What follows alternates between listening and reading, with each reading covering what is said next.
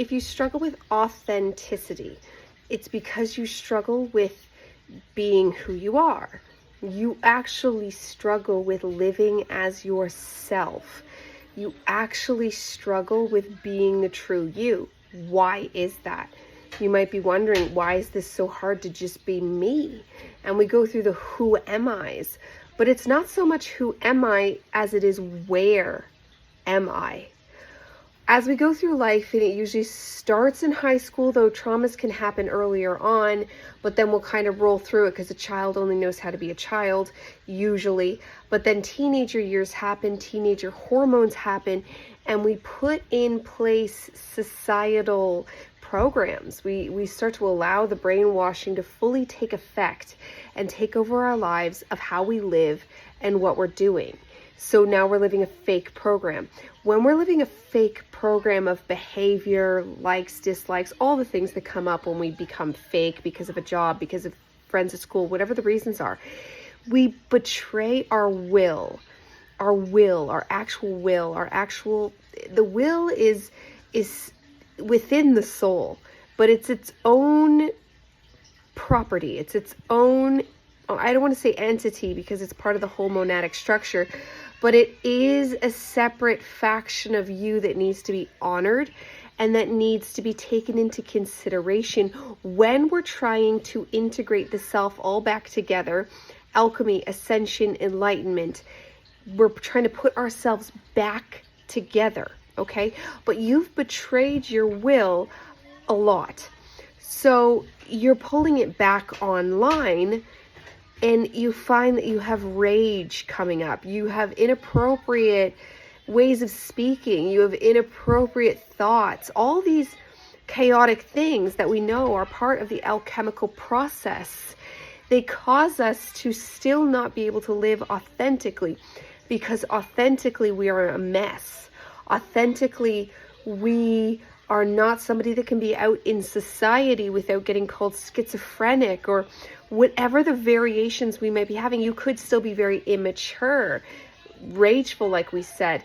There could be so many things. You could end up being selfish because you've been burying yourself for so long that when you surface again, selfishness is there.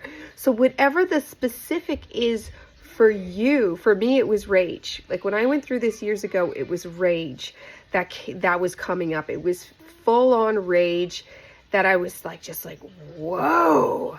I thought I was enlightening, and a lot of the time I would be enlightened, but I would have still rageful outbursts. And I've come to learn that's not uncommon. That is actually a common symptom. You should go through that as part of the alchemical process.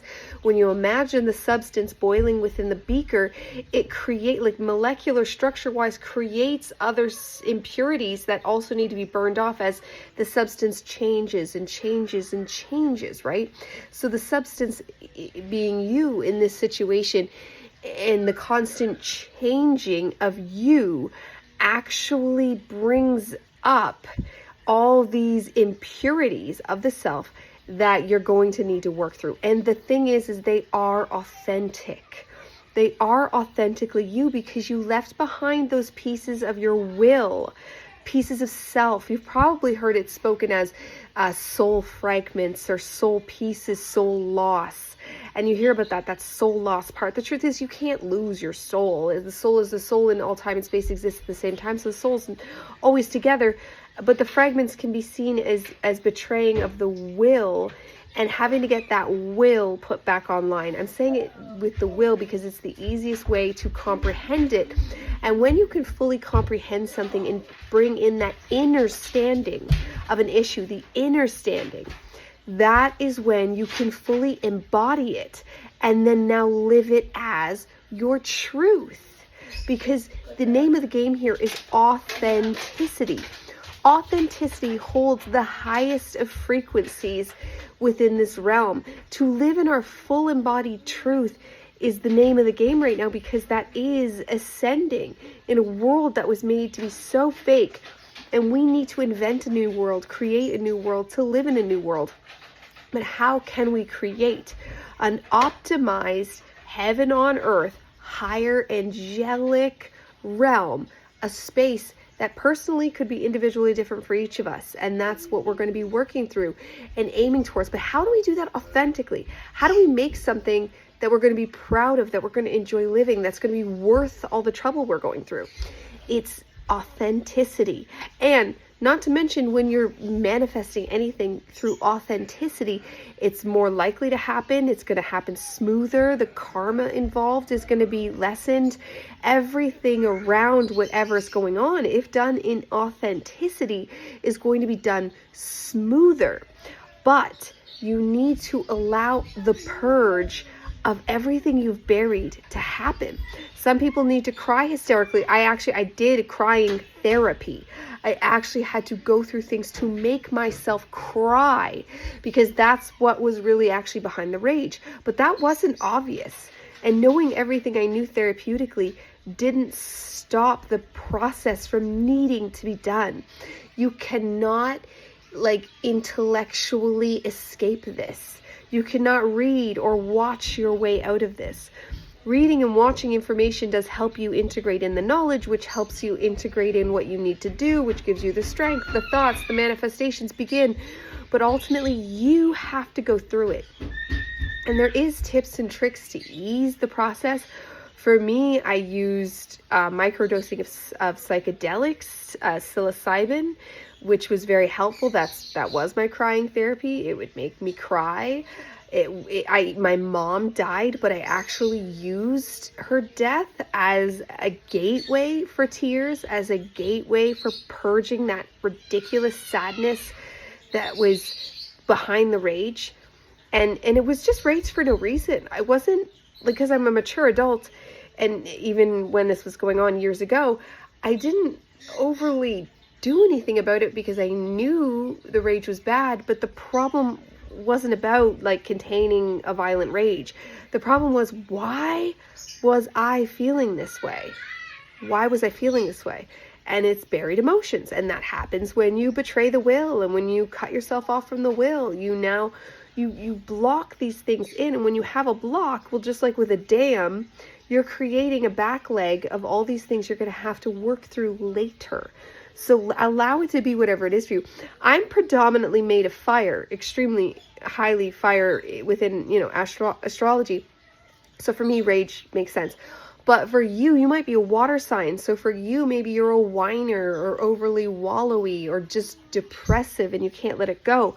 Or if you're in earth, predominantly earth, it's not even necessarily what your sun sign is, though mine is fire, but it's predominantly what all your elements make up, and why knowing these things help us navigate our own therapeutic recovery, because it's going to look different for each and every one of us, depend on your own cosmic blueprint, which I always like to dive into. But whatever your process is for figuring it out, first start with what the problem is of why you can't be authentic, because you are now blocking yourself from being authentic, because when you're authentic, you're embarrassing. When you're authentic, nobody likes you. When you're authentic, insert whatever the reason is that gets in your way of being authentic.